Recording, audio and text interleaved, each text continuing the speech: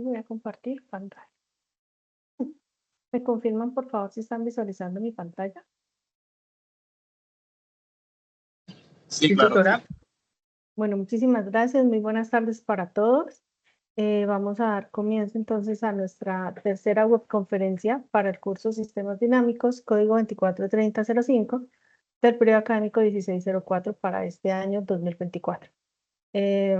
Me presento nuevamente para quienes no habían compartido estos espacios antes. Mi nombre es Adriana Pilar Noguera Torres.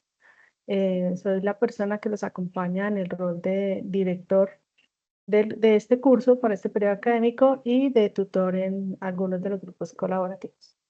Entonces, como siempre lo hemos ido organizando, esta actividad, pues vamos a trabajar en dos etapas.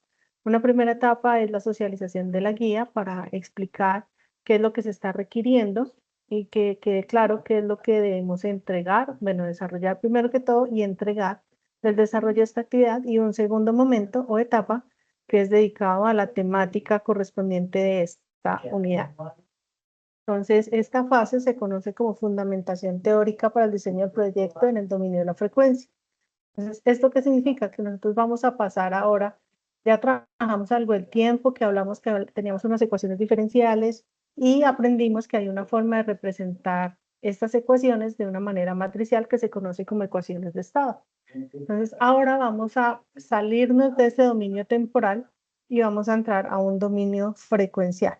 ¿Qué significa esto? Que nosotros vamos a cambiar de espacio, pero ese cambio de espacio es por la forma como podemos representar de una manera más sencilla esas ecuaciones que ya obtuvimos.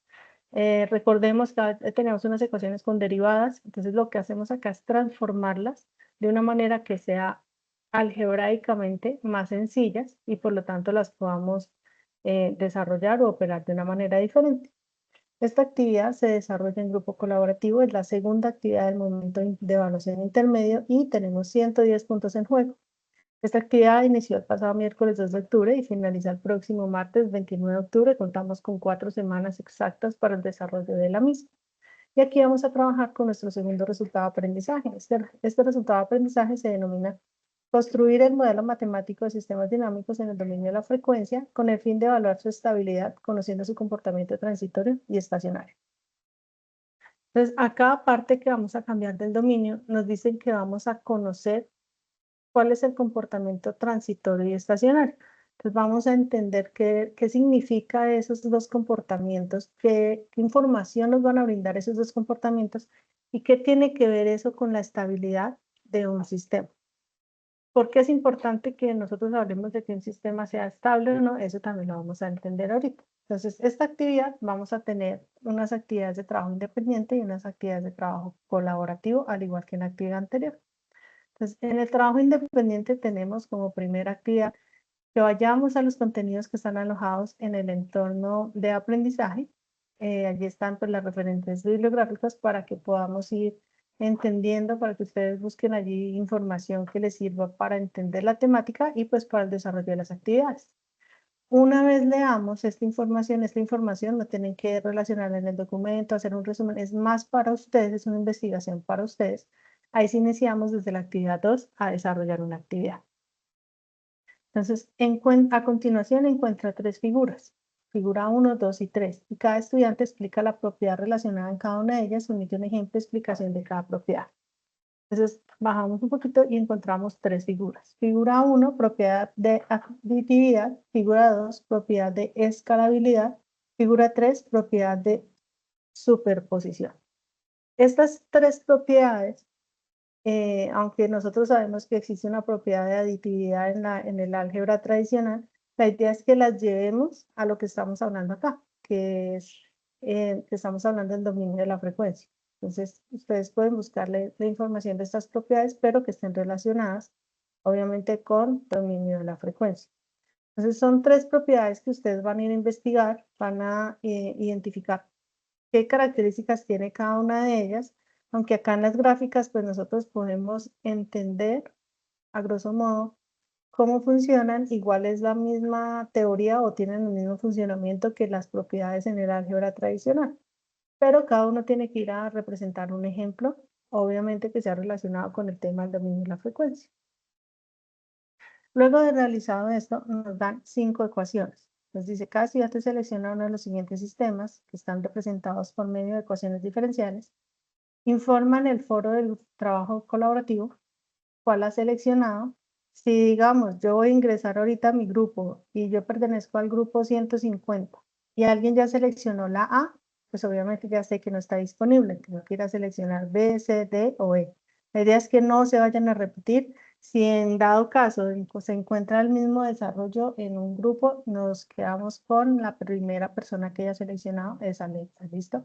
Entonces, están estas 5 ecuaciones. Cada estudiante dice, yo voy a trabajar con la letra A, B, C, D o E, según corresponda, y la va a desarrollar. Entonces, va a aplicarle la transformada de Laplace a esa ecuación, únicamente a esa ecuación que selecciona. Luego ingresamos al trabajo colaborativo. Entonces, en el trabajo colaborativo vamos a tener cinco actividades. La primera de ellas es aplicar la transformada de Laplace al modelo matemático que se obtuvo en la actividad anterior. Ese modelo matemático, esas ecuaciones diferenciales en la primera sesión de CIPAS de la unidad anterior, nosotros lo desarrollamos, lo obtuvimos. Sin embargo, con la grabación y el documento que se va a utilizar en la webconferencia de hoy, se les va a compartir esas ecuaciones para quienes no tuvieron esas mismas ecuaciones. Entonces, a esas ecuaciones ustedes le van a aplicar la transformada de Laplace y van a hacer todas las operaciones matemáticas que se requieren de tal manera que obtengamos la función de transferencia que modela ese sistema en el dominio de la frecuencia. Ya vamos a ver cómo obtenemos la función de transferencia. Una vez tengamos esa función de transferencia, desarrollamos la segunda actividad, que es determinar polos y ceros del sistema por medio de esa función que determinamos, que hallamos.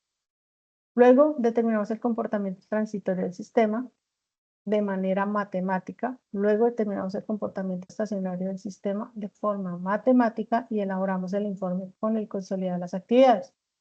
Aclaro y reitero, forma matemática. Nosotros no hemos trabajado nada con MATLAB, no hemos solicitado nada con MATLAB. Aprovecho el espacio para recordarles que en los trabajos no deben entregar nada con MATLAB todavía. En los documentos que han venido entregando el desarrollo de la actividad fase 2, han estado presentando desarrollos con MATLAB que de hecho ni siquiera tienen relación con el sistema. Entonces, reitero que todo este desarrollo es de forma matemática únicamente. ¿Qué deben entregar? Un documento que contenga el desarrollo matemático para estas actividades colaborativas. Teniendo en cuenta unos inconvenientes que se han presentado con la entrega individual de la fase 2, les solicitamos, por favor, que este desarrollo independiente lo anexen al documento colaborativo que van a entregar. Entonces, todo el desarrollo de la guía tiene que ir en el documento colaborativo. ¿Listo? Y al final encontramos cómo están destinados estos 110 puntos. Identifica las propiedades de las figuras 1, 2 y 3, 10 puntos. Aplica la transformada de Laplace para las ecuaciones que seleccionó de manera individual, 20 puntos. Obtiene el modelo matemático para la función de transferencia de su sistema, 20 puntos. Determina la estabilidad del sistema, 20 puntos. Determina el comportamiento transitorio y estacionario del sistema, 20 puntos. Elabora el documento final con el contenido correspondiente, 10 puntos. Y la participación en el trabajo colaborativo, 10 puntos. Esa es la distribución de los 110 puntos que tenemos para esta actividad. ¿Alguna pregunta respecto a la guía?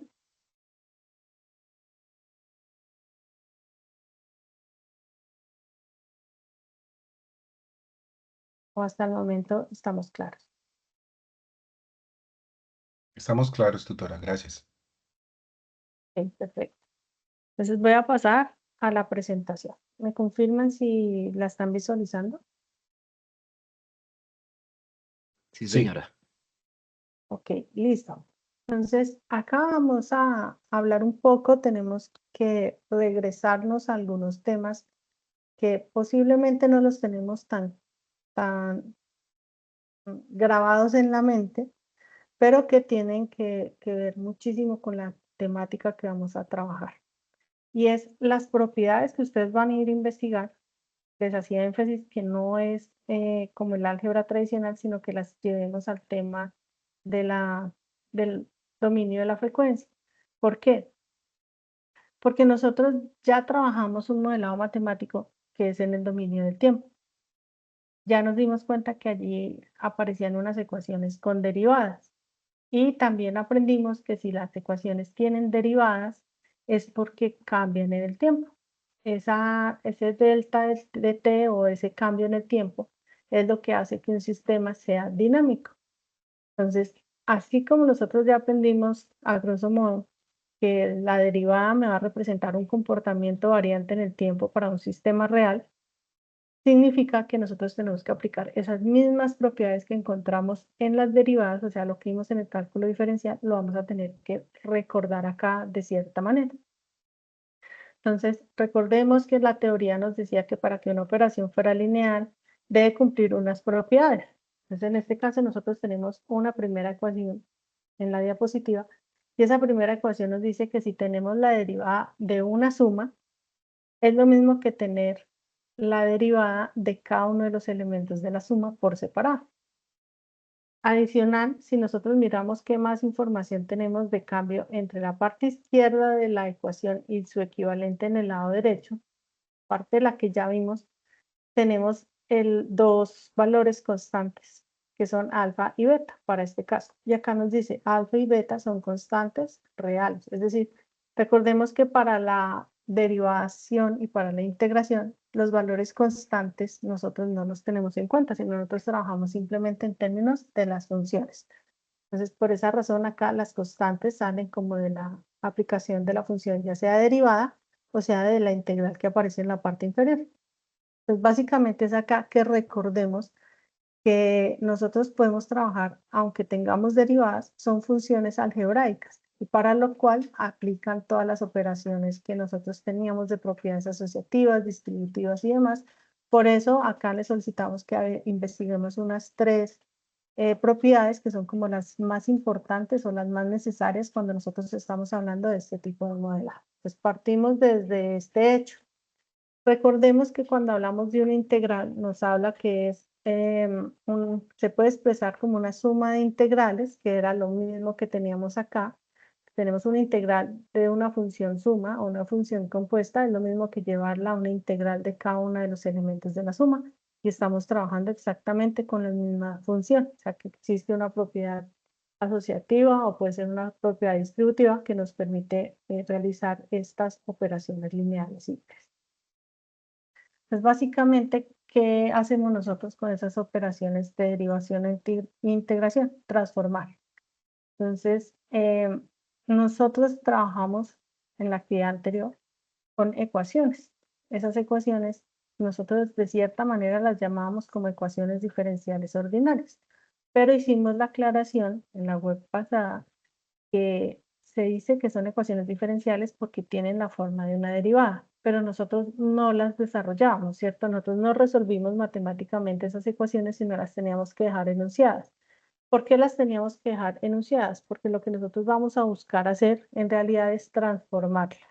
¿A qué las queremos transformar? A una forma sencilla para poderlas operar algebraicamente. Ustedes me pueden recordar qué operaciones o qué procedimientos o qué métodos existen para nosotros poder resolver una ecuación diferencial. Quienes ya hayan visto el curso de ecuaciones diferenciales.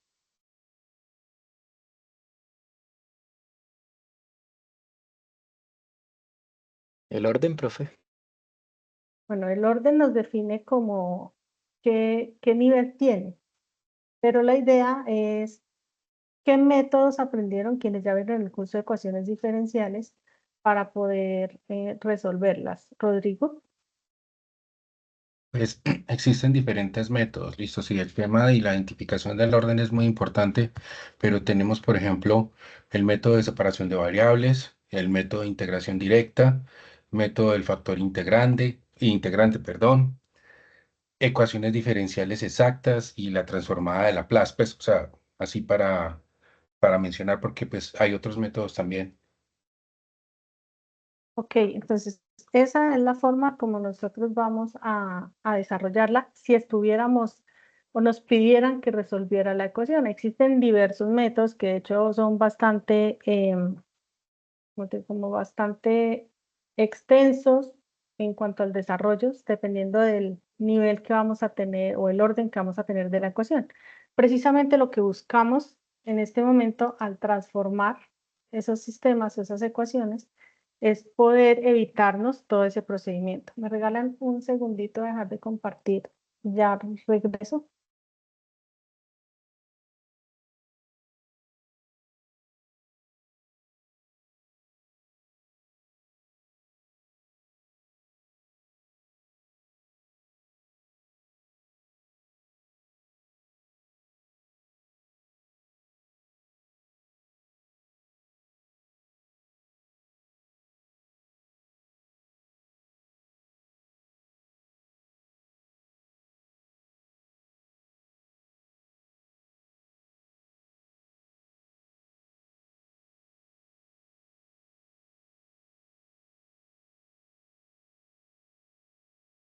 Listo. Qué pena con ustedes. Listo. Entonces veníamos acá. Entonces, eso es lo que nosotros queremos evitarnos. Todo ese procedimiento, esos métodos que seguramente ya algunos lo están recordando o lo están viendo en ese momento. Entonces, la idea que buscamos con cambiarnos del dominio es precisamente reducir un poco los procedimientos y hacer más sencilla la operación. Entonces, eso es lo que nosotros vamos a buscar con la transformada de Laplace. ¿Qué es lo que buscamos o lo que queremos hacer nosotros con la transformada de Laplace? La transformada de Laplace básicamente es un operador lineal perteneciente a la familia de las integrales de transformación. Entonces, recordemos que nosotros estábamos trabajando con derivadas, ¿cierto? Partimos de unas ecuaciones diferenciales, que esas ecuaciones diferenciales pues vienen de unas derivadas o tienen pues en su forma matemática derivadas. ¿Qué es lo que queremos hacer nosotros acá? Llevarla a una forma algebraica sencilla. ¿Cómo lo logramos? Lo logramos de acuerdo a lo que nos establece lo que nos establece la operación contraria de la derivada. Entonces, todos sabemos que matemáticamente la ecuación contraria a la derivada, pues es la integral. Por eso la transformada de Laplace, pues es básicamente una integral. ¿Qué es lo que buscamos hacer acá? Llevarla a una forma más sencilla. Entonces, se puede decir que es una segunda transformación para resolver problemas físicos. Y básicamente, esta es la fórmula de una transformada de Laplace. Básicamente lo que nosotros hacemos al aplicarle Laplace a una ecuación es llevarla a una integral que se evalúa entre 0 e infinito. ¿Qué función vamos a integrar? La ecuación que nosotros ya tenemos. ¿Cuál ecuación obtenemos? Una ecuación diferencial ordinaria. Entonces, eso es lo que nosotros vamos a trabajar. ¿Qué cambios observamos acá? Pues, primero observemos que dentro de la integral nos aparece f minúscula en términos del tiempo. Pero por fuera nos aparece F mayúscula en términos de S. Esa letra S es la representación, la T es la representación del dominio del tiempo, la S es la representación del dominio de la frecuencia. Entonces ya cambiamos, si se dan cuenta, pasamos de una letra minúscula a una letra mayúscula, pasamos de una T a una S. Eso ya representa matemáticamente que hemos aplicado una integral. Y la integral, pues simplemente es que vamos a pasarnos a un dominio complejo. Eso es lo que representa la letra S. Entonces vamos a pasar del tiempo al dominio complejo. Entonces, básicamente, eso es lo que nosotros vamos a trabajar con una transformada de Laplace. Para quienes están viendo el curso de señales y sistemas a la par de sistemas dinámicos, quiero aclararles que el procedimiento de esta integral se tiene que aplicar. Entonces, ustedes en el curso van a ver que esa integral y evaluarla entre 0 e infinito o entre un punto determinado, ustedes sí lo van a tener que hacer allá. Pero para acá, para nosotros en el curso de sistemas dinámicos, nosotros trabajamos en base a una serie de reglas que ya están previamente definidas. Estas reglas están definidas para diferentes funciones y o sea, al ser reglas, pues obviamente se tienen que cumplir de esta manera. Y si miramos acá en la parte inferior izquierda, tenemos cuál es el Laplace de una derivada. ¿Qué obtenemos cuando nosotros le aplicamos Laplace a una derivada? Entonces dice que cuando tú le aplicas Laplace a una derivada de una función, obtienes esta letra S por la función, pero ya cambiamos de dominio. Si ustedes visualizan la parte, la segunda parte o la segunda regla de este que están señalados en rojo, nos dice la derivada segunda. Y miremos que acá nos aparece S cuadrado. Entonces, ¿qué significan para nosotros aplicarle Laplace a una derivada? ¿Qué entienden ustedes acá o qué concluyen de esta regla que encontramos acá?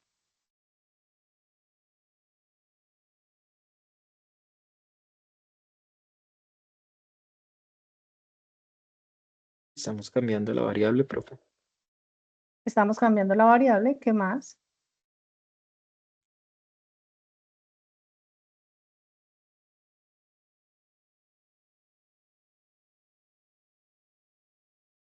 Que también hay un comportamiento de acuerdo al diferencial con el que estamos trabajando para la primera derivada y la segunda derivada. Exacto, ¿qué más podemos determinar nosotros acá?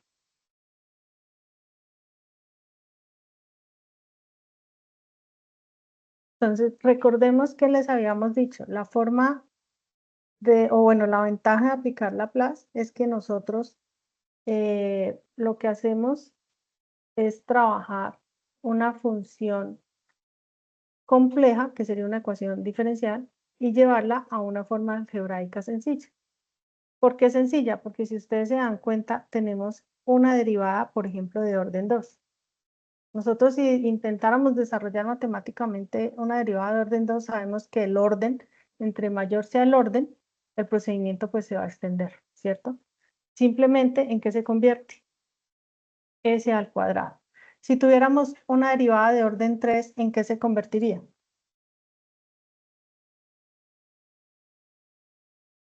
S al cubo. Sería S al cubo. Perfecto. Si tuviéramos una derivada de orden 5, ¿qué obtendríamos si fuera de orden 5?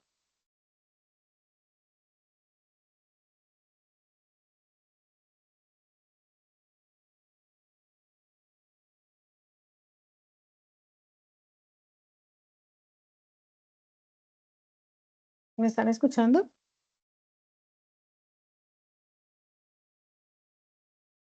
Sí, sí, señora.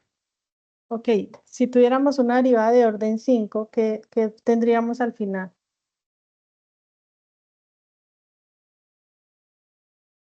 Una respuesta en orden 5, profe. S5. Tendríamos S elevado a la 5, ¿listo? Entonces, es importante que ustedes tengan presente acá, que aunque existen diferentes formas de aplicarle la transformada, si yo estoy trabajando con derivadas, que es de lo cual partimos nosotros acá, simplemente llegamos a esta forma o a estas dos reglas que están acá relacionadas en la parte inferior. Entonces, la invitación es que pues lleguemos a estas dos reglas y partamos de acá. No tenemos que ponernos a aplicarle límite porque pues ya el límite ya se resolvió y llegamos a esta respuesta, ¿listo? Entonces Profe, una básicamente, pregunta. señor, O sea que de esas funciones que nosotros nos tenemos, más o menos la adecuamos o miramos cuál se parece a la que están aquí en la tabla y o sea, esa transformada me simplifica, o sea, lo que es, me da la respuesta directa de al hacer ese proceso, lo que yo te entiendo, de sí, pero derivar. pues no, si tú te das cuenta, estamos hablando de derivadas. No tendríamos que ver toda la tabla, sino solamente lo que tenemos acá. Estas dos que están señaladas en la parte inferior izquierda, porque es de derivadas. ¿Listo? Ah, listo, profe. ¿Vale? Entonces, la transformada lo que nos permite hacer es convertir una ecuación diferencial en una ecuación algebraica sencilla. ¿Cómo lo hacemos? Entonces, acá tenemos un ejemplo. Tenemos esta ecuación. Esta ecuación dice que tiene voltaje es igual a resistencia por corriente más una inductancia por la derivada de la corriente más 1 sobre la capacitancia por la integral de la corriente. En pocas palabras, esto es una ecuación de voltaje de un circuito RLC en serie. Tenemos voltaje sobre la resistencia, voltaje sobre la bobina y voltaje sobre el condensador. Entonces, esta ecuación lo que nos piden es derivémosla. Derivarla es obtener la derivada del voltaje, la derivada perdón, la resistencia por la derivada de la corriente, más la inductancia, porque nos aparecen dos punticos encima, porque estamos derivando una derivada. Entonces ya estaríamos pasando a orden 2. Y acá, ¿por qué nos desaparece la integral? Porque nosotros sabemos que si derivamos una integral o si integramos una derivada, estamos volviendo al punto inicial. Entonces, como que anulamos las dos operaciones. ¿Para qué se hizo eso? Simplemente es un ejemplo, ¿sí? Y es para que podamos aplicar la transformada de Laplace. Entonces, recordemos, una derivada. ¿Derivada de qué? De voltaje con respecto al tiempo. Miremos la regla. ¿Qué me decía? Derivada de orden 1 de una función es igual a S por la función, pero en términos de la frecuencia. Entonces, acá teníamos voltaje con respecto al tiempo, y acá nos cambia a S, que es la derivada de orden 1, por el voltaje, pero en términos de la frecuencia. Pasamos al segundo término. R es un valor constante, entonces no le pasa nada, pero tenemos la derivada de la corriente con respecto al tiempo, que se convierte en S por la corriente en términos de la frecuencia. Pasamos a la siguiente. Siguiente término me dice segunda derivada. Y acá ya vimos, ahí me salté. Segunda derivada, dice segunda derivada es S al cuadrado. Por eso acá aparece S al cuadrado por la corriente. Y acá no teníamos ninguna variación, no teníamos ni derivada ni de orden 1 ni orden 2, entonces no cambia la función. Simplemente cambiamos el dominio. ¿Listo? Y acá simplemente lo que hacemos es una operación algebraica más sencilla. Queremos despejar una de las variables y acá venimos y la despejamos. Pero simplemente para que viéramos que es más fácil trabajar en términos algebraicos de esta manera que no en términos de derivadas de orden 1 o de orden 2 o en su efecto con una integral. Entonces básicamente eso es lo que hacemos con la transformada de Laplace. Se llama así porque lo que permite, reiteremos, es transformarnos de una ecuación diferencial a una forma algebraica más sencilla, pero cambiándonos de dominio. Ya no hablamos del tiempo, sino hablamos de la frecuencia. ¿Listo? Entonces, ¿qué es lo que nosotros acá? Bueno, acá tenemos otro ejemplo. Tenemos exactamente lo mismo. Tenemos una ecuación que la derivada de una corriente es igual a 1/3 de una función. Le vamos a aplicar Laplace a toda esa función. Entonces, es lo mismo decir que yo le aplico Laplace a una función compuesta o que le aplico Laplace a cada uno de los términos que componen esa función. ¿Sí? 1/3 del voltaje de B1 menos 10/3 de la corriente menos 1/3 del voltaje condensado según aparece acá.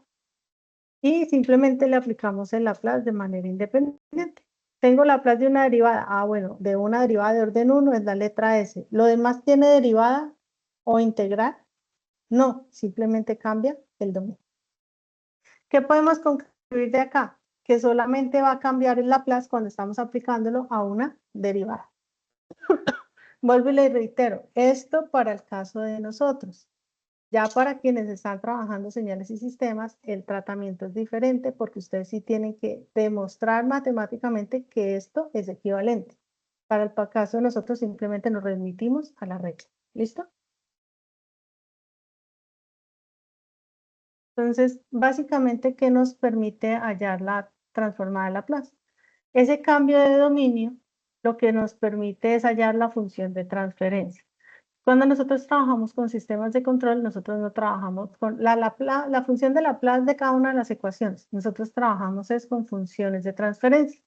Y la función de transferencia simplemente es la relación de la transformada de Laplace de la señal de salida versus la transformada de Laplace de la señal de entrada. Entonces, la función de transferencia, básicamente, ¿qué es? Es entender el cambio que nos genera la planta o el sistema. ¿Cómo lo entendemos? Comparando lo que tenemos a la salida con respecto a lo que tenemos en la entrada.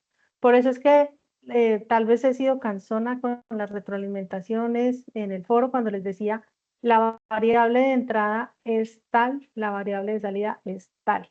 No están teniendo en cuenta lo que se indica en la guía o lo que se indica en el anexo, porque acá es importante tener claro qué es la entrada y qué es la salida.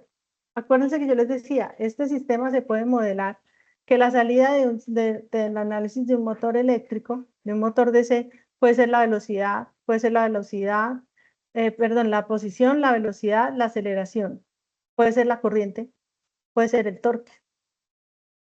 Entonces, hay 5 opciones de obtener funciones de transferencia. Y dependiendo de lo que usted evalúe como salida, va a obtener una función diferente. Yo les dije, la salida es el torque. Pero alguien dijo, la salida es la velocidad angular. Otros dijeron, la salida es la aceleración. Otros dijeron, la salida es la posición. Cada uno va a obtener ecuaciones diferentes. ¿Por qué? Porque mire lo que dice acá. La función de transferencia es la relación entre la salida y la entrada. Y cada una de esas variables que ustedes seleccionen como salida les va a generar un comportamiento diferente. ¿Listo? Entonces, esta ecuación que ustedes están visualizando en ese momento es la ecuación base de una función de transferencia. Entonces, recordemos, relación de salida versus entrada. Recordemos que la letra Y siempre es salida, la letra U siempre es entrada. Y lo que hacemos acá es, al aplicar Laplace, pues cambiar el dominio. ¿Listo?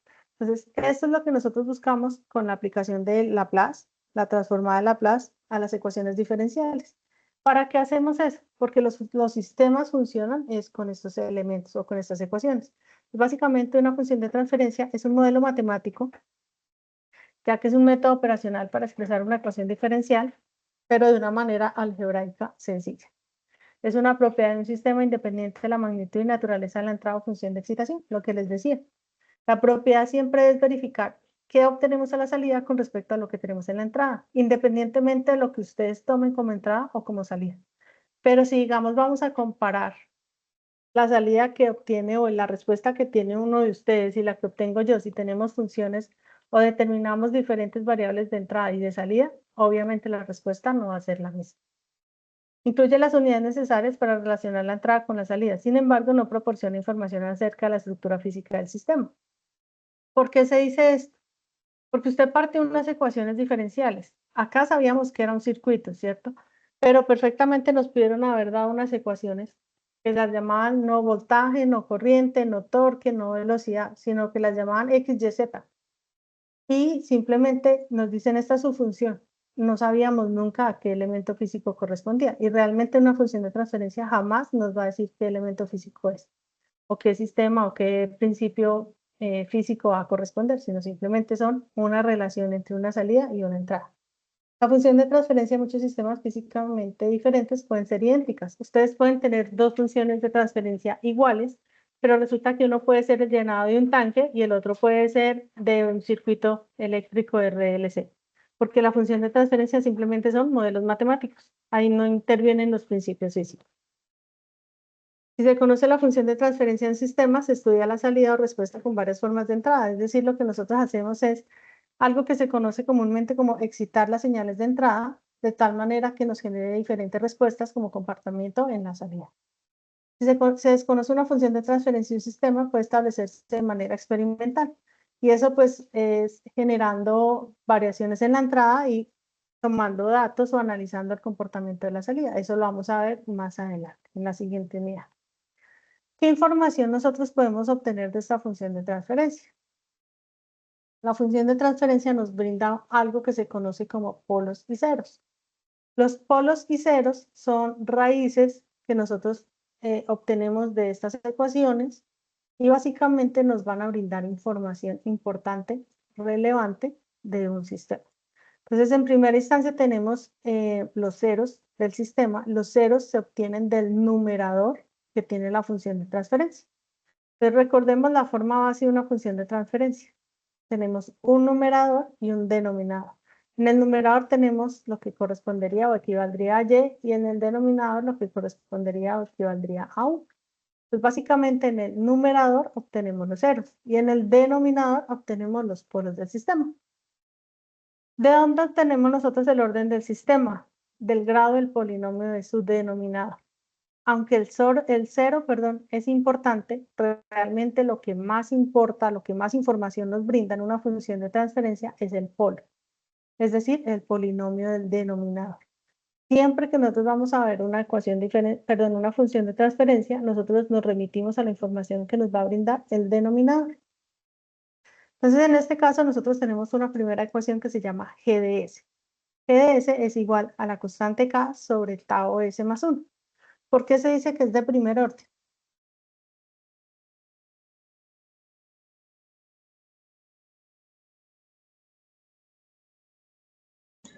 Porque está ese, digamos, ese a la 1. Exacto, porque están a S a la 1, ¿listo? ¿Por qué la del lado derecho es de segundo orden? Está ese a la 2. Porque tenemos S a la 2, ¿listo? Entonces ya sabemos que ese exponente es el que nos determina el orden de una ecuación. Entonces, ahora voy a la siguiente pregunta. Si nos dicen los polos los determina el denominador, yo puedo saber cuántos polos voy a obtener partiendo de si es de primer orden o de segundo orden.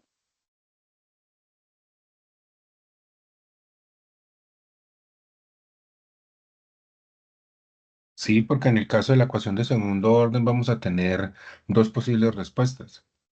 Exacto. Entonces, ya también estoy obteniendo más información que me va a brindar el polinomio. Entonces, ya sé que me brinda el orden de la ecuación, pero adicional me va a decir cuántos polos voy a obtener, como decía el compañero. Si tengo un orden 2, sé que la respuesta voy a tener dos posibles respuestas.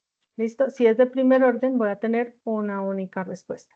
Entonces, esto es lo que nos van a brindar los polos y los ceros. Entonces, en una función de transferencia, ya sabemos que los valores representan si el sistema tiene polos y tiene ceros, la ecuación, si yo miro el numerador, estoy hablando de los ceros, si miro el denominador, estoy hablando de los polos, que el denominador me va a indicar el orden del sistema y cuántos polos voy a tener. Pues acá tenemos tres ecuaciones. La primera representada con color azul a la izquierda. ¿Qué orden tenemos? Orden 1, profe. Orden 1, ¿cuántos polos? 0. ¿Cuántos polos voy a tener de un orden 1? A 1, profe. 1, ¿listo? Ahora miremos la segunda ecuación, que está en color verde. ¿Qué orden es? Orden 2. Orden 2, ¿cuántos polos vamos a tener? 2. 2 polos, perfecto. Ahora miremos la tercera ecuación, parte inferior, color morado. ¿Qué orden tenemos en esta ecuación? Es de 1 y orden 2. 3. ¿Quién da más? No, es de orden 3. Cuando No, Es tenga de de orden 3. orden ¿Por 3. qué razón es de orden 3? Porque ahí la factorizaron en la parte de abajo. Exacto.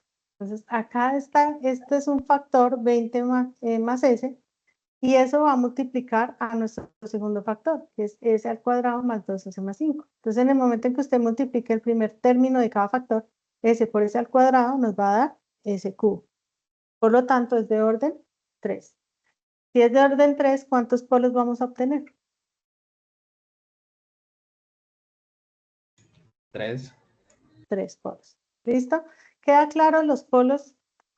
¿Qué información nos brinda el denominador? ¿Qué son los polos? ¿Qué es el orden de la ecuación? ¿Listo? Pero ahora vamos a hablar de los ceros. ¿Cuántos ceros tenemos en esta primera ecuación?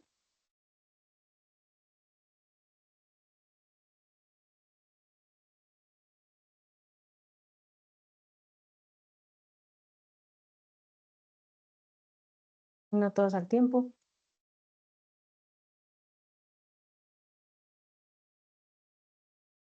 ¿No hay ceros, profe? No tenemos. ¿Por qué no tenemos? Porque tenemos solamente un número, o sea, un valor constante. Y la única manera es que sea una raíz.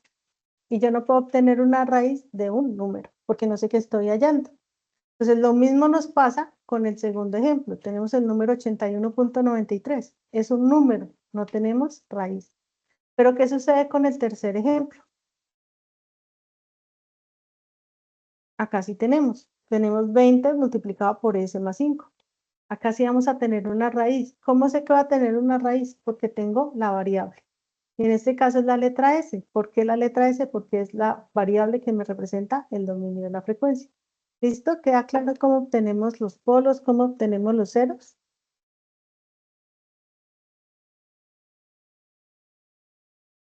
Sí, tutora, gracias. Sí, señora. Ok, listo.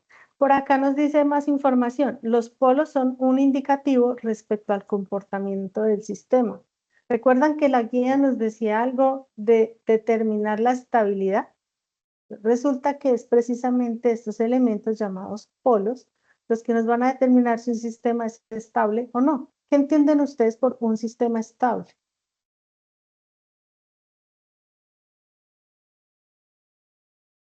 Eso depende de su gráfica, profe, si es lineal, cuadrático, etcétera. Pero, por ejemplo, yo puedo tener una línea recta, creciente. ¿Eso es estable o no es estable? Rodrigo. Pues es que cuando uno está hablando de estabilidad, habla de la manera en que se controla el sistema ante perturbaciones pues cuando uno define condiciones iniciales. Entonces, cuando se le aplica una entrada limitada a un sistema, pues uno también espera una respuesta limitada o que tienda también en su momento pues a llegar a su estado de equilibrio cuando no hay ningún tipo de entrada. Ok, entonces voy a hacerles con un ejemplo más sencillo. Vamos a llenar un tanque de agua. Nosotros sabemos que los tanques que tenemos, los tanques elevados que tenemos en la residencia, ellos se llenan de agua, pero ellos tienen como un flotador, ¿cierto? En el momento en que se suspende el suministro de la red, empezamos a usar el agua que está allí almacenada. Llegamos al 30% de llenado del tanque. Volvió a llegar el suministro de la red y empezó a llenarse. ¿Qué pasa cuando llega al tope que establece el flotador? ¿Se bota el tanque o se suspende el llenado? Se suspende, profe. Se suspende el llenado, pero el tanque siempre va a mantenerse en ese nivel, a menos de que otra vez se suspenda el suministro y yo tenga que utilizarlo. Eso significa que un sistema se estabiliza, que llega a un tope en el que mantiene como sus condiciones óptimas de operación, como lo decía el compañero, en las condiciones en que yo necesito que funcione. Entonces, eso es lo que nos indica que un sistema sea estable. Por eso cuando tú me dijiste que una línea recta, si es una línea recta creciente, no me garantiza una estabilidad porque siempre va a crecer, va a ir a infinito.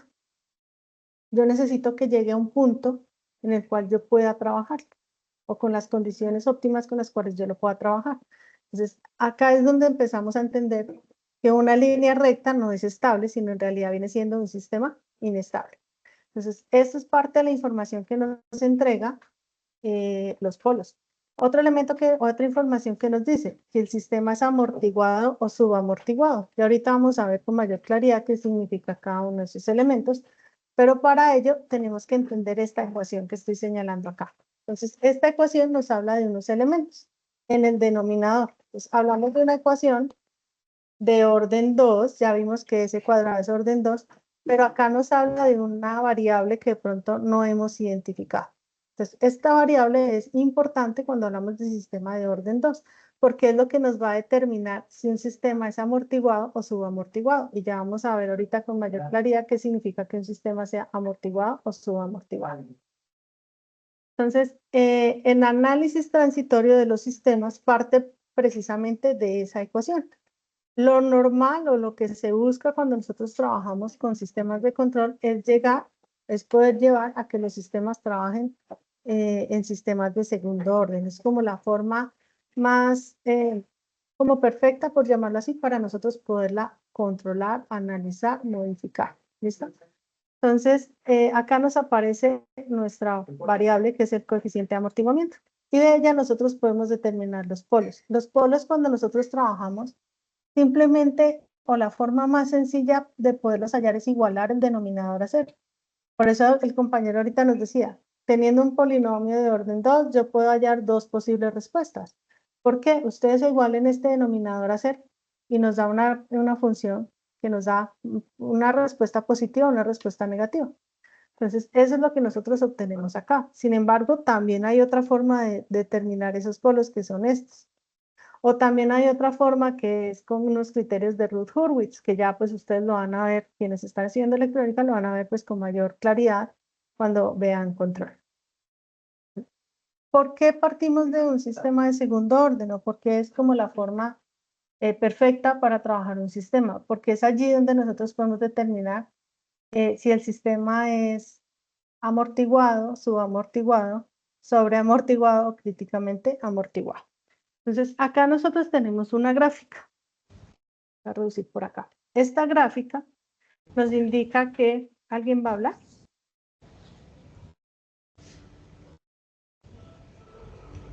¿No? Entonces, esta gráfica tiene mucho que ver con la información que tenemos al lado izquierdo de ella. Dice, dependiendo del valor de esa constante, podemos tener tres casos que son como los más comunes. El primer caso es que ese valor o esa constante esté entre 0 y 1, pero no sea 0 ni sea 1. Cuando presenta esto tenemos polos complejos conjugados en la parte izquierda del plano complejo y en este caso se dice que el sistema es subamortiguado. Vamos a la gráfica.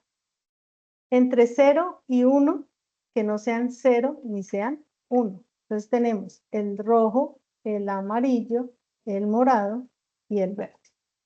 Vamos a ver el primero rojo. Bueno, eso no es rojo, eso es como naranja. Vamos a empezar con el naranja. Partimos de 0, venimos hasta un punto máximo que es 1.4. Empezamos a descender, llegamos a un punto mínimo que es aproximadamente 0.7. Empezamos a ascender nuevamente, subimos a un punto máximo que es aproximadamente 1.2. Seguimos descendiendo y llegamos no a 1, pero ya nos estamos acercando. Entonces, ¿qué información obtenemos de acá? Que estamos oscilando alrededor de 1, pero nos demoramos alrededor de 20 segundos para poder llegar a 1. Entonces, eso es como, por ejemplo, ustedes empiezan a arrancar un carro. Cuando ustedes están encendiendo el carro, ustedes lo encienden, le dan ¿cómo sería? La combinación de pedales y el encendido con la llave para que el carro encienda, el motor encienda. Y ustedes sienten como si empezara a jalar o a iniciar su proceso de movimiento, pero ustedes sienten que él trata de hacer como un jalón, ¿sí? Pero como se tiene frenado, obviamente no va a arrancar, pero él hace como su acción de jalar. Esa acción es lo que se conoce para los motores como par de arranque. Y el par de arranque no es más que un punto máximo al que llega el motor con el cual arranca a excitar las bobinas para que generen su acción de funcionamiento. Entonces llegamos a un punto máximo y empezamos a descender porque el sistema sabe que tiene que llegar a un punto en el cual tiene su operación óptima. En este caso sería llegar a 1. Vamos con el siguiente caso, que es el color amarillo. Llegamos hasta 1.2 como punto máximo, regresamos como a 0.9 y alrededor de 12 segundos nos estabilizamos en 1, que es el objetivo. Entonces, ya nos disminuye ese tiempo de respuesta. Ahora vamos al color morado, que es 0.6. Miren, superamos el 1, pero alrededor de 6 segundos, aproximadamente 6 segundos, 6-7 segundos, ya estamos estabilizados. Pero ¿qué pasa con el verde, que es 0.8? Desde aproximadamente 6 segundos, ya está en 1 y no tuvimos un punto máximo. Entonces, eso es lo que significa que un sistema sea subamortiguado, que llegamos al punto en que nos estabilizamos, pero entre más se acerque a 1 y no sea 1, el sistema se va a llegar a estabilizar más rápido. Y esa variación entre puntos máximos y puntos mínimos va a ser cada vez más pequeña. Pero, ¿qué pasa si yo toco el 1? Pues, la condición 2, polo real repetido. Se dice que el sistema tiene amortiguamiento crítico. Bueno, acá me dice que el color azul aguamarina es el 1. Miremos qué pasa con el 1. Alcanza alrededor de 8 segundos el punto de estabilidad, pero siempre por debajo. Entonces, no me garantiza condiciones, ¿cómo sería? No estoy por encima del valor, pero me demoro más en llegar. ¿Qué pasaría con el 0? El 0 me dice que es el azul rey. Gráficamente, ¿ustedes qué pueden entender de ese 0? ¿El sistema se estabiliza en algún punto o no se estabiliza?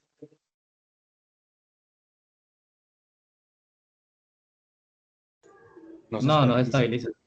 no se estabiliza. Entonces ahí ya perfectamente podemos decir el sistema nunca se va a estabilizar y tenemos que corregirle todo el comportamiento para poderlo estabilizar. ¿Qué es lo que queremos? Que llegue a un punto de comportamiento neutro. Ah, bueno, pero ¿qué pasa si me paso de 1? Dice que si me paso de 1 son polos reales distintos y el sistema se dice sobreamortiguado. Acá me da el ejemplo del número 2, que es el rojo. Entonces, mira, se va por debajo, muy por debajo, por lo tanto se va a demorar mucho más en llegar a estabilizar, pero sí se estabiliza. ¿Dónde tendríamos comportamiento crítico? En el 0. Si ese valor del coeficiente de amortiguamiento me da 0, ya sé que mi sistema va a ser crítico. ¿Queda claro esta parte? ¿Qué es lo que buscamos de manera óptima?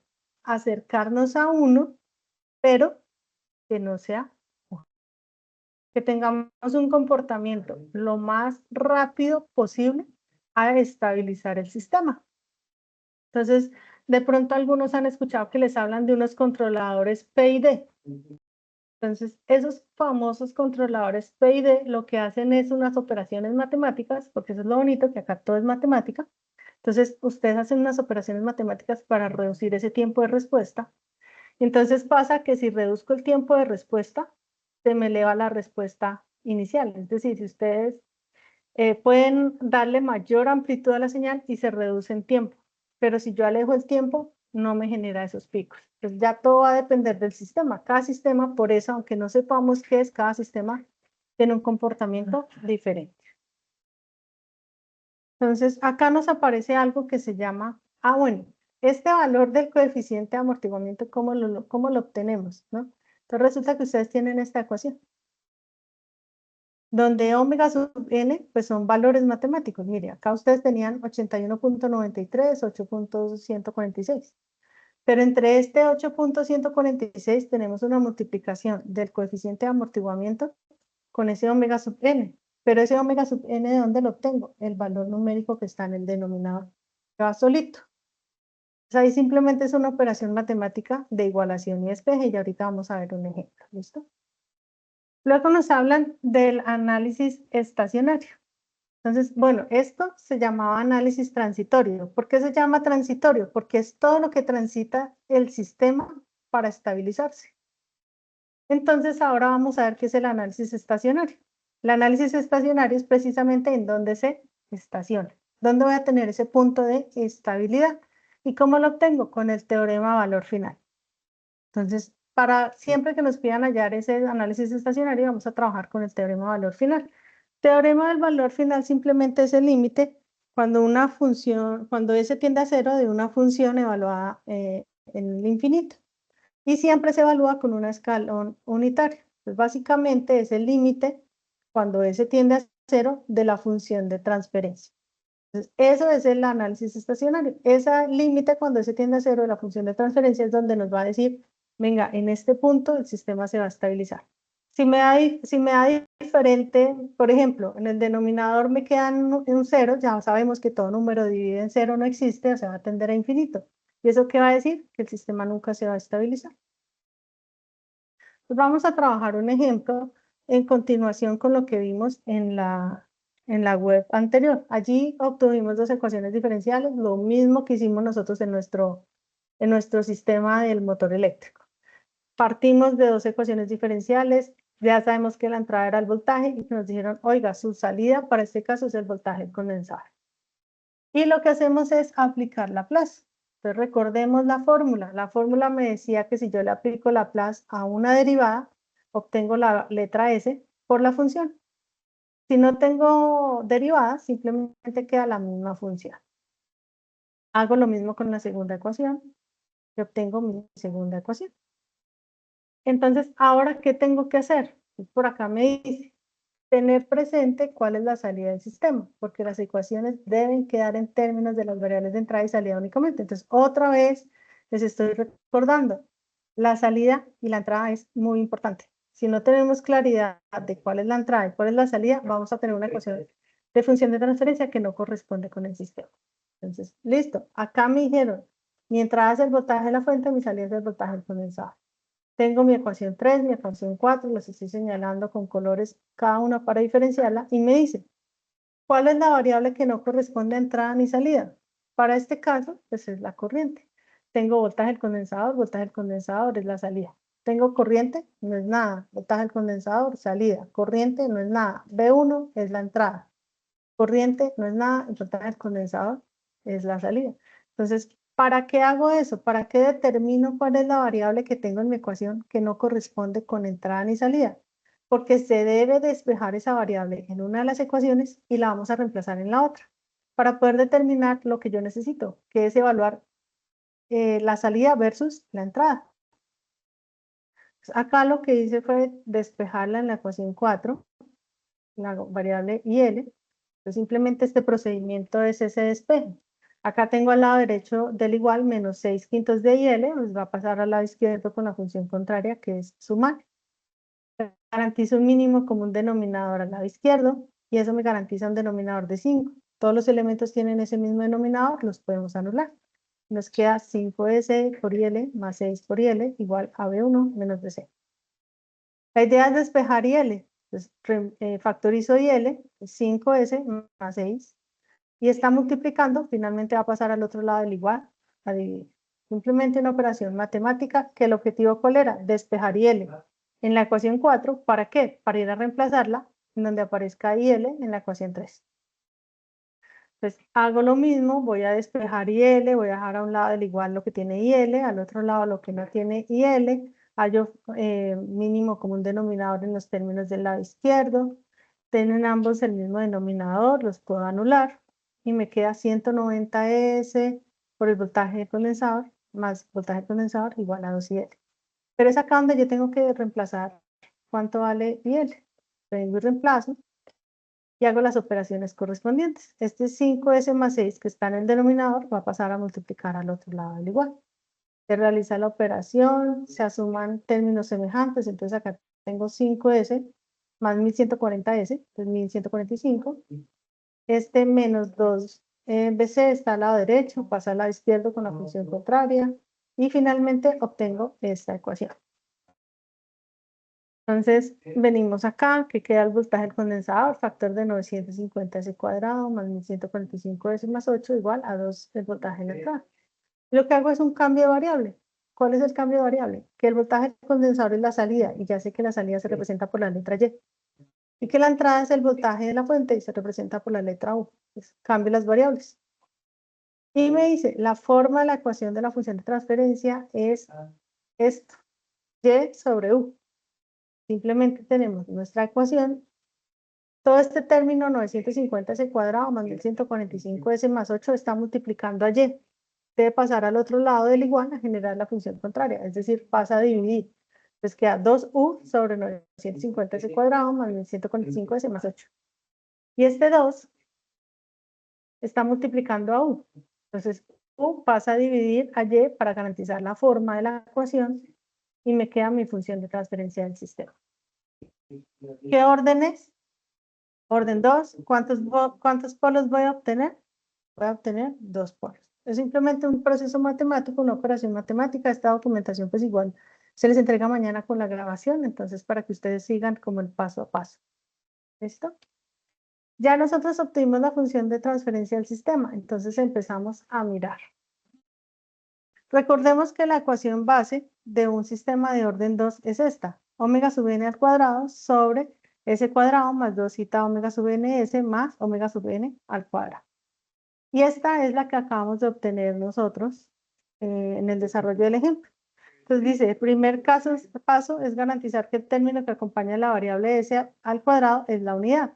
Nosotros acá no tenemos la unidad, nosotros tenemos que a s al cuadrado la está multiplicando el número 950. Entonces, ¿qué tenemos que hacer? Todos los términos vamos a dividirlos por 950. Entonces, 950 sobre 950 s al cuadrado, 1145 sobre 950s más 8 sobre 950. Y nos queda, a grosso modo, esta expresión. S cuadrado más 1.2s más 0.08. Luego de garantizar esto, ¿qué debemos hacer? Dice, el siguiente paso es igualar los denominadores. Entonces, denominador de la ecuación base igual al denominador de la ecuación que acabamos de obtener. ¿Para qué lo hacemos? S cuadrado es igual a S cuadrado. 2 zeta omega sub ns es igual a 1.2s. Y omega sub n al cuadrado es igual a 0.007. ¿Para qué hacemos eso? Pues ya sé que 0.007 equivale a omega sub n al cuadrado. Entonces necesito hallar omega sub n. La tengo al cuadrado, simplemente la manera de quitar un exponente cuadrado es hallando el radical. Hallo la raíz cuadrada de 0. Bueno, acá era 0.7, la copié mal, pero sí era 0.7 y nos da 0.089. Entonces, omega sub n vale 0.89. Entonces acá me dice, todo zeta omega sub ns vale 1.2s. Cancelamos las s. Y dice, 2 zeta omega sub n es igual a 1.2. Pero yo ya sé cuánto vale omega sub n, que es 0.089. Entonces queda 2 zeta por 0.089 es igual a 1.2. Hacemos la operación. 2 por 0.089 quita 0.178 igual a 1.2. Simplemente despejamos zeta y nos queda que es 1.2 dividido en 0.178. Y eso nos da 6.74. Coeficiente de amortiguamiento es de 6.74. Entonces recordemos por acá la gráfica.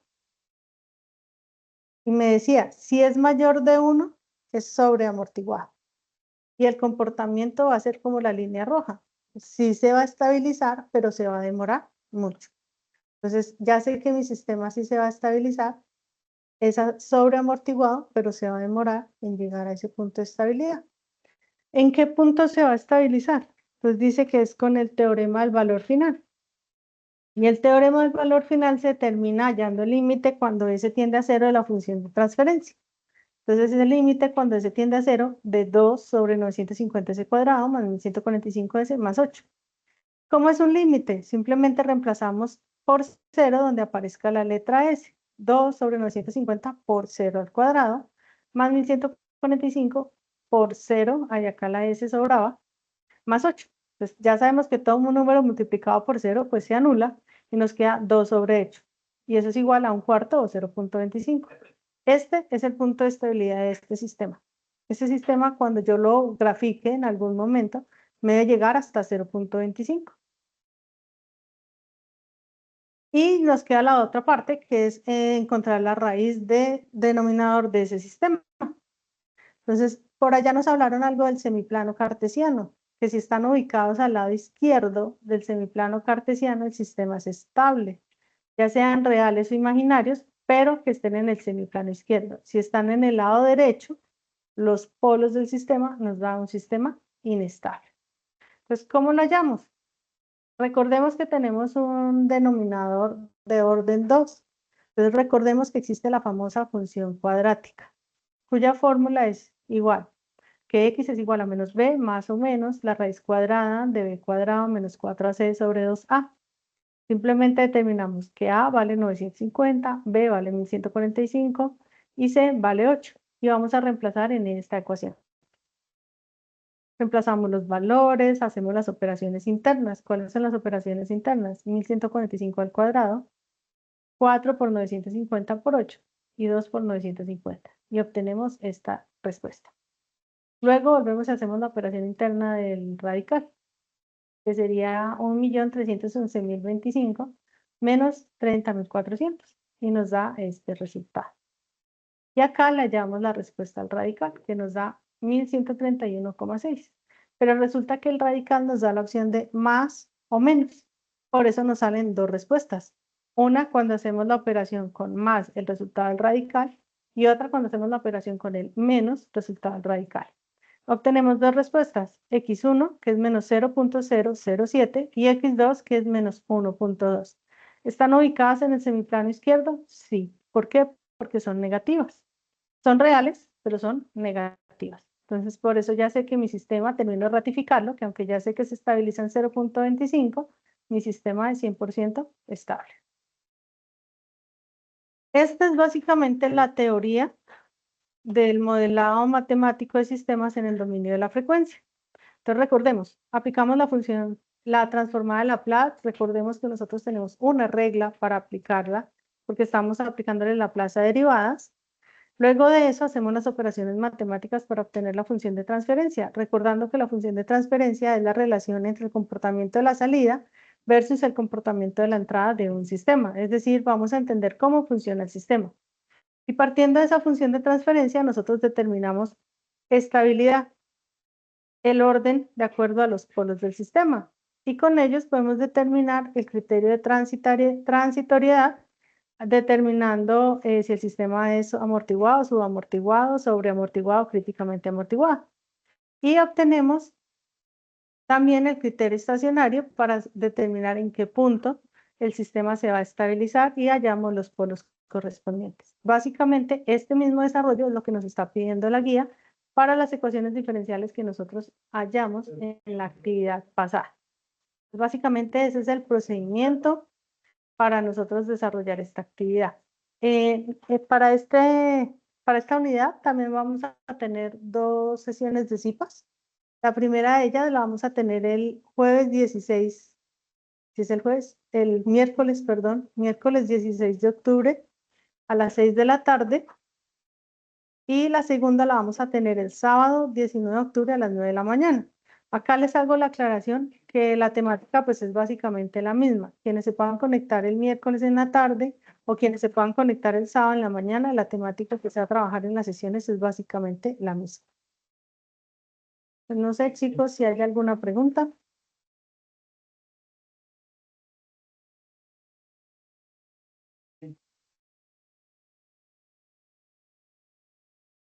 O si hasta el momento ha sido claro, igual mañana les comparto la grabación con el documento y las ecuaciones con las que tienen que partir para el desarrollo de esta actividad. Disculpe, claro como tal, pero, o sea, yo quería saber algo con respecto al componente práctico que usted había comentado. O El sea, componente sinceramente práctico es la yo, tercera unidad. Estamos es en la la tercera segunda. unidad, pero hay que ir haciéndola. No, señor, es la tercera unidad y estamos en el desarrollo de la segunda. Ah, ok. Ok. Sí, esa era mi duda. Bueno, Eh, Tutora, buenas noches. buenas noches, Oscar. Para el trabajo colaborativo, digamos que vamos a trabajar sobre la actividad 1, La actividad o anterior. sea, sobre los resultados de la fase 2, ¿sí? Sí.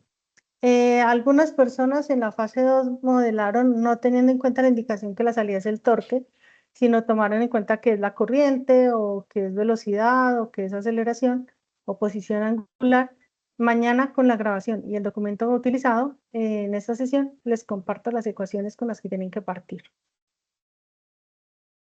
Listo, Profesora, tutora, disculpe, muchas otra gracias. pregunta Y le en iba a la hacer. parte en la parte del punto 3, digamos en mi grupo pues no participó nadie más. Solo escogería y debería desarrollar una de las ecuaciones o ahí debería desarrollar las No, 5. una. No, una. Ok, muchas gracias, tutor. Vale, Oscar. John Jaime. Disculpe, profesora, otra cosa también quería comentarle con respecto al al trabajo colaborativo de la actividad anterior. Hubieron unos compañeros que montaron sus aportes, yo también monté el mío, pero sinceramente no hubo como un acuerdo acerca de quién compilaba, quién, o sea, sinceramente no sé yo de todos modos yo entregué el mío, ya, porque sinceramente nadie, o sea, nadie se comunicó ni nada, ni se comunicaron conmigo. La verdad es que yo no sabía si me metieron ahí o no me metieron, pero yo realmente, yo le digo, como le digo, yo mi trabajo lo hice y yo monté mi trabajo. O sea, no es como las clases anteriores que la asignatura que yo también tengo trabajo colaborativo, pero yo me comunico con los compañeros y ellos se comunican, tenemos un WhatsApp, o sea, aparte, un grupo de WhatsApp y nos comunicamos así, pero sinceramente acá en sistemas dinámicos veo de que montan los aportes, pero nadie comenta nada, yo monto, o sea, usted me ha retroalimentado de que voy bien y todo eso, pero sinceramente Acuérdese no, que no también sé les si, indiqué que si no hay participación de los compañeros, ustedes pueden perfectamente escribir en el foro que dado que no haya, como motivación entre todos para el desarrollo de trabajo colaborativo, toman la decisión de trabajar de manera individual, que de hecho algunos escribieron así en el foro y no hay inconveniente. Pero pues la idea es que entre ustedes mismos promuevan el trabajo colaborativo. Si no sea, simplemente pues no esperen hasta última hora que de pronto alguien aparezca, sino pues también toman la iniciativa de indicar que lo van a presentar de manera individual. Sí, claro, porque yo la verdad yo esperé hasta el último instante porque si en dado caso alguno montaba el trabajo colaborativo en el foro, pero nada, hasta últimas instancias nada, yo al ver eso yo monté mi trabajo individual. Sí, igual no hay problema. Profe, eso quiere decir que Correcto. si, profe, eso quiere decir que si uno lo hace de forma individual, digamos, de igual forma es sobre los puntos establecidos. Siempre y cuando informen que lo van a trabajar individual. Porque perfectamente yo puedo esperar hasta el último instante y lo entrego individual, pero no notifico nada. Pero hay personas que son juiciosas y dicen, llevamos 2 semanas o ya 3 semanas y nadie más ha participado, voy a desarrollar mi trabajo de manera individual. A esas personas sí son a quienes se les tiene en cuenta que pues, nadie más participó. Pero si digamos, yo durante el mes que dura el desarrollo de la actividad, solamente ingresaba a decir, este es mi número de WhatsApp, pero los aportes no son más, no, pues la calificación del trabajo colaborativo pues no se les puede entregar completa porque pues en realidad no hubo una motivación para el trabajo colaborativo. Ya muy diferente que alguien ha venido participando, que incluso muchos de ustedes se han dado cuenta en la retroalimentación, que yo les escribía, listo, el desarrollo independiente está, ya cumple con lo requerido, los invito a que promuevan el trabajo colaborativo en su grupo.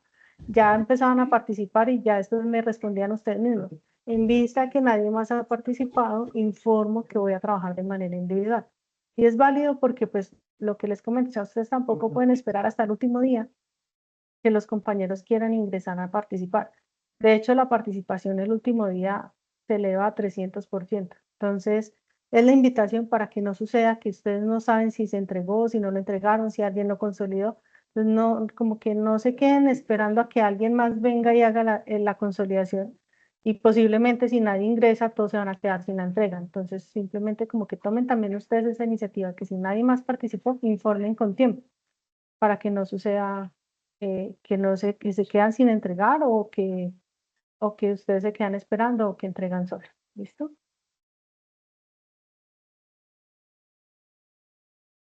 No sé si alguien más tenga alguna pregunta de la actividad. Sí. Profe, yo tengo una pregunta, digamos, con relación al límite que usted lo ponía como ejemplo. ¿Ese siempre va a ser cuando se acerca a cero o va a tener otro valor distinto? Siempre. Siempre porque la teoría del valor final establece que es el límite cuando S tiende a cero. O sea, ese valor siempre va a ser S tiende a cero. Ese valor no cambia. Siempre es cuando S tiende a cero. Ah, listo, vale, profe. Vale. Bueno, chicos, de todas maneras les agradezco su tiempo, su disposición para estar en esta sesión. Mañana en la mañana les estaremos compartiendo la grabación, el documento utilizado y las ecuaciones con las cuales deben partir para el desarrollo de esta segunda actividad del momento intermedio. ¿Listo? Pues muchas gracias por su tiempo, por su participación y que tengan una excelente noche. Bueno, muchas gracias, profe. Muchas gracias, profe. Muy amable. Muchas gracias. Bueno, pues estén bien.